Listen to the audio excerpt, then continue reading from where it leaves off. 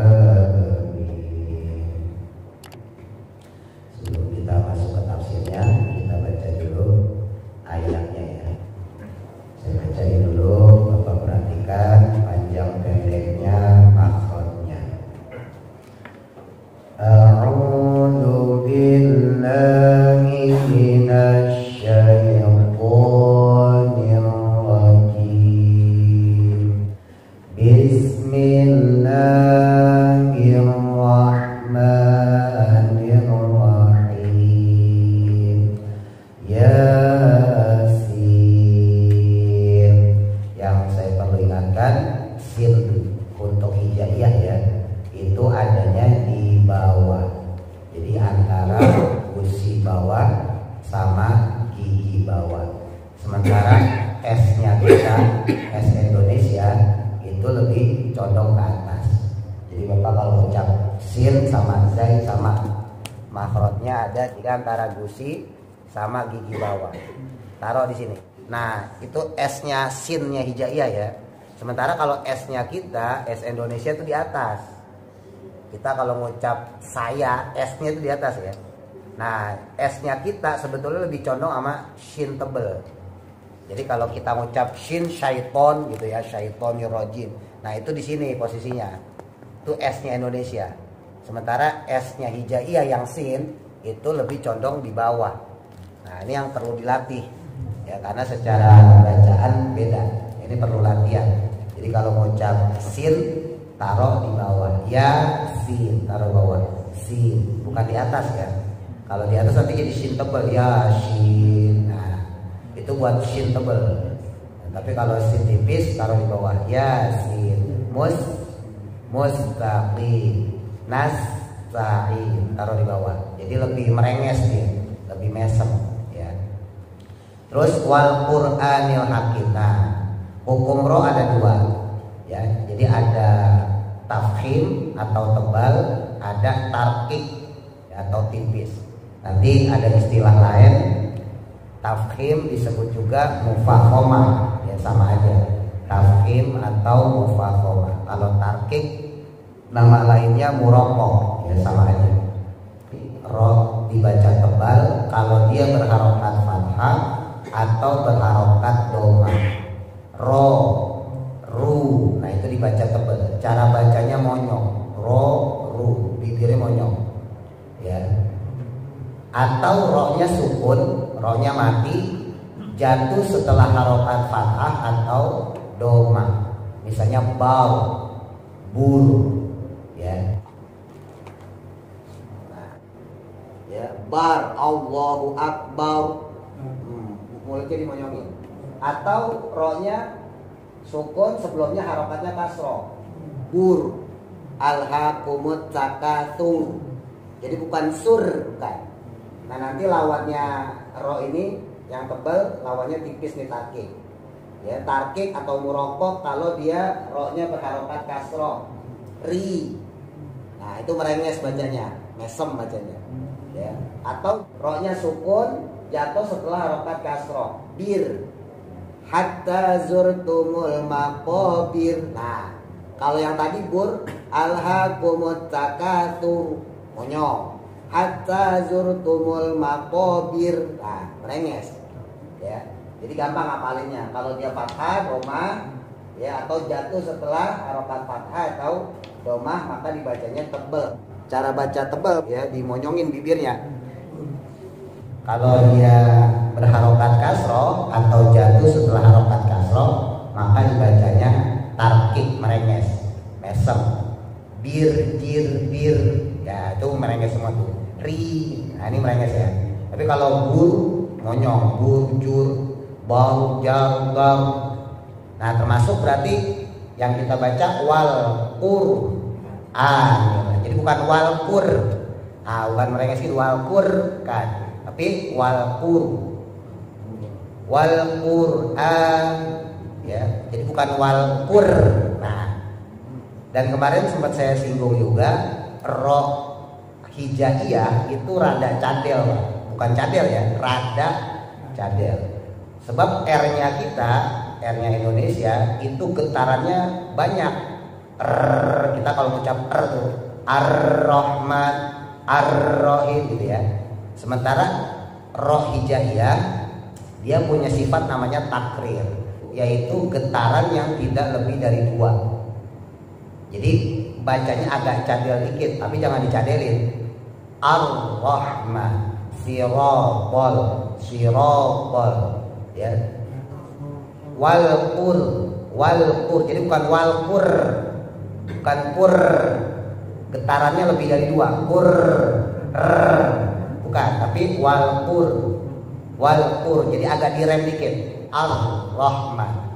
Taruh di langit-langit yang tengah-tengah yang keras. Ya, bagian tengah sama bagian depan. Ujung lidah ditaruh di situ. Ya.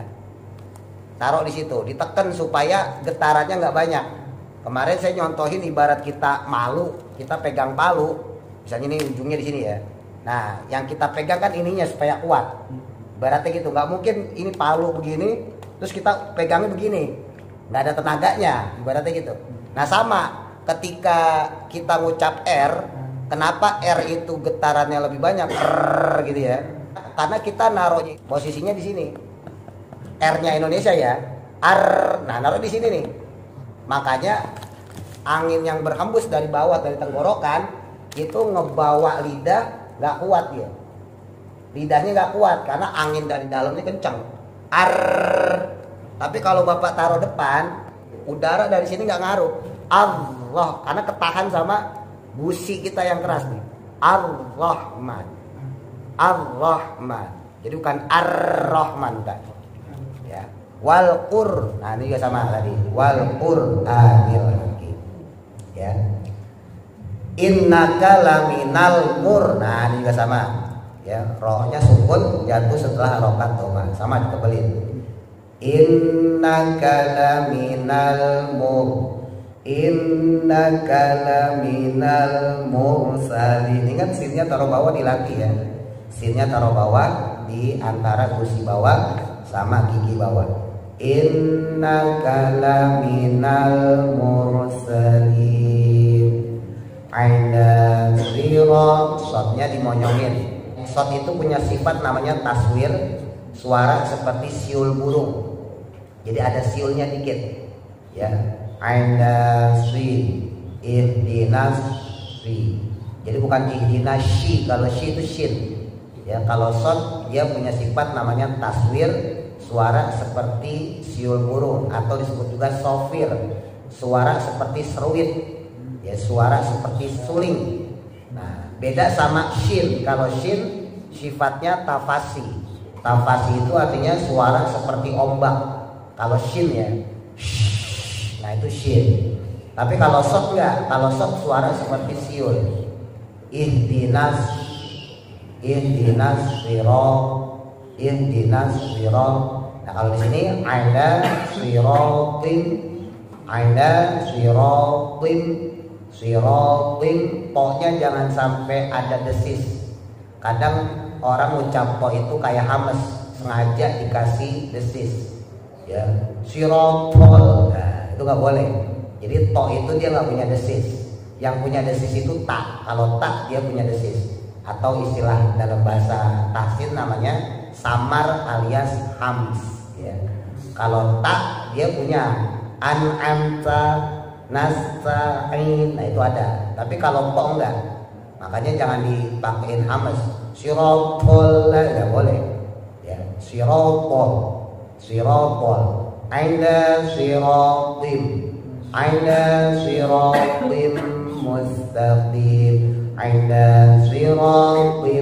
mustaqim. Ingat ya, sinnya taruh bawah. Aina siratim mustaqim. Saya dulu ya Pak, nanti baru Bapak. A'udzu billahi minasy syaithanir rajim. Tarik nafas 1 2 3. A'udzu billahi minasy syaithanir rajim. Disesuaikan sama ketukan ya. Bismillah, ingat sinnya, fokus kita sin sama roh tuh. Sinnya taruh bawah. Bismillahirrahmanirrahim. Ingat rohnya rada cadel dikit. Irrahmanirrahim. Bukan nirroh, bukan. Nirrahim. Saya ulang. Bismillahirrahmanirrahim. Tarik nafas 1 2 3. Bismillahirrahmanirrahim.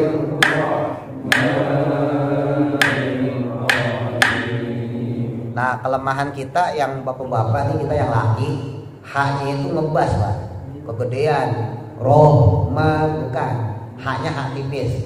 Roh kayak orang kepedesan gitu. Rahmanirrahim. Rahim. Ya coba ya ditekan. Tarik nafas 1 2 3. Bismillahirrahmanirrahim.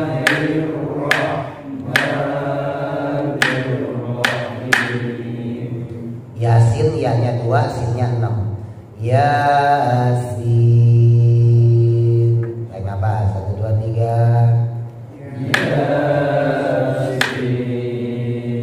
Oh, masih banyak yang tebal. Yasin itu naik ke atas tuh. Jangan dimingkemin mulutnya, taruh bawah, merengesin. Mesem. Yasin, mesem, tarik bibirnya. Yasin. Tarik nafas 1 2 3. Wal-qur, jangan lupa rohnya tebelin, monyongin. Wal Qur'anil Hakim. Tarik nafas 1 2 3. Wal Qur'anil Hakim. Hati-hati ketukan ya, ketukan hati-hati. Diulang, tarik nafas 1 2 3. Wal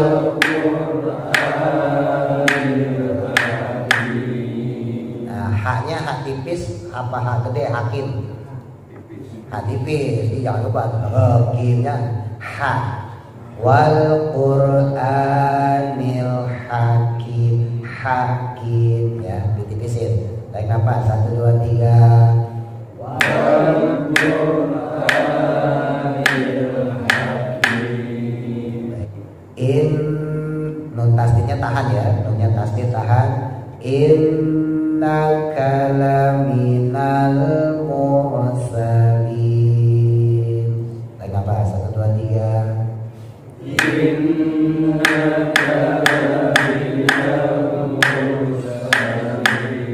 Yo, sinnya kayak tadi, sinnya taruh bawah. Mursa, sa taruh bawah ya. Tarik nafas 1 2 3.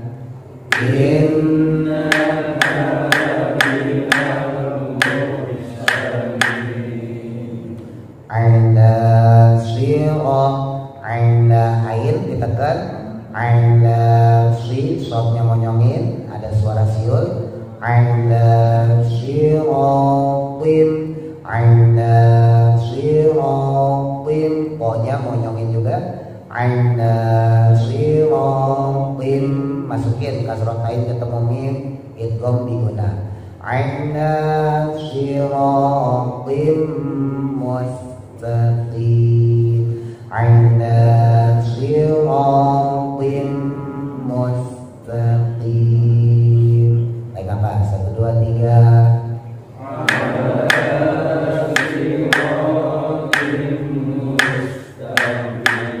Nah itu masih banyak yang pakai tebel lah. Mush, itu shin kita s. Mus.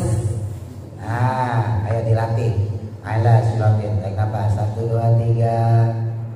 Ala siratin mustaqim.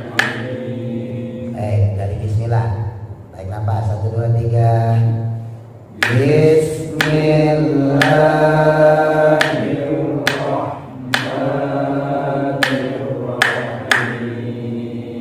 Baik nafas 1 2 3. Yasin. Baik nafas 1 2 3. Wal Qur'anil hakim. Baik nafas 1 2 3. Innaka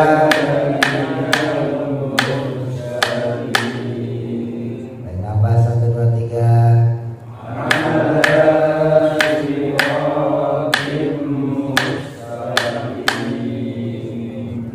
Shadaqallahul azim.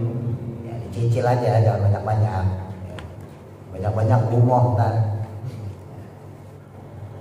Bismillahirrahmanirrahim. Qala musannif rahimahullahu ta'ala wa nafa'ana bihi wa bi barakati ulumihi fi dharaini amin. Masih melanjutkan tentang fadilah surah Yasin. Waman, dan siapa orang qoro'aha yang membacanya fi subhi pada waktu subuh. Siapa orang kok biasa mendawamkan waktu subuh baca surah Yasin, mau sebelum subuh atau sesudah subuh. Yakunu, maka adanya dia itu fi amanillahi ta'ala, berada dalam lindungannya Allah Ta'ala, ilal masai, sampai sore hari. Ai maksudnya fi baldatin, berada dalam suatu daerah ya. Idza tuliyat, yang mana dia tercatat, ai maksudnya fasarot, tertulis, maka rofa'a, akan mengangkat Allah Ta'ala, Allah Subhanahu wa Ta'ala, anhum, dari mereka, al-bala'u, bala, diangkat balanya, wal qahtu, dan juga paceklik, wal ghala'u, dan juga krisis, wal tauna, dan juga ya taun, wabah ya, penyakit gak boleh sama aja, wal waba'u, dan wabah juga, wal maradu, dan penyakit, biharamatiha, dengan kemuliaannya membaca surah Yasin di waktu subuh alias di pagi hari. Nah ini penting nih ya, jadi kalau pengen terhindar dijaga keluarga kita, dawamin habis subuh atau sebelum subuh baca surah Yasin. Waman dan siapa orang qoro'aha yang dia membacanya, membaca surah Yasin fil laili pada malam hari, yakunu maka adanya ahluhu keluarganya fi amanillahi ta'ala dalam lindungannya Allah Ta'ala ila subuhi sampai waktu subuh. Jadi kalau dibacanya subuh, insya Allah dilindungin Allah sampai sore. Kalau dibacanya malam, maka insya Allah dilindungin sampai subuh. Ya. Jadi kalau bisa sehari baca Yasin 2 kali. Ya. Dan ini dulu guru saya ngamanatin supaya ngelatih ikhlas, Pak. Jangan sampai kita baca Yasin karena diundang Yasinan doang. Ya maaf ya, kita itu kan kadang-kadang ibadah nggak sengaja sebetulnya itu pamer. Padahal salah satu bentuk diterimanya ibadah yaitu dengan adanya keikhlasan. Ya, syarat diterimanya ibadah selain adanya ilmu, ada juga keikhlasan. Nah cuman nih mohon maaf, kadang-kadang kita ibadah itu ada campur gak ikhlasnya. Ya salah satunya ini, ketika kita baca Yasin biasanya karena diundang orang. Ada orang meninggal, ya sehari, 2 hari, 7 hari, 40 hari, 100 hari, ya sampai setahun misalnya, haul misalnya, baru kita baca Yasin. Tapi harian, ya mohon maaf, jarang banget kita baca Yasin. Nah makanya dulu guru saya bilangin, usahain kalau bisa setiap hari kamu baca Yasin. Kalau nggak bisa setiap hari, 2 hari sekali deh. Kalau nggak bisa 2 hari sekali, 3 hari sekali. Kalau nggak bisa 4 hari sekali atau seminggu sekali. Yang penting jangan sampai kita baca Yasin pas diundang doang. Berarti kita baca Yasinnya nggak ikhlas karena diundang sama orang. Apalagi yang ngundang orang ada, ya kan berkatnya kelihatannya tebel. Wow, mantep baca Yasin ya kan. La ilaha illallah juga mantep ya kan. Tapi kalau yang ngundangnya maaf orang miskin, baca Yasinnya asal-asalan, ya tahlilnya juga asal-asalan. Nauzubillah. Nah makanya dibiasain tuh, ya kalau bisa baca Yasin jangan cuman pas diundang Yasinan. Dawamin juga di rumah, sesempatnya lah.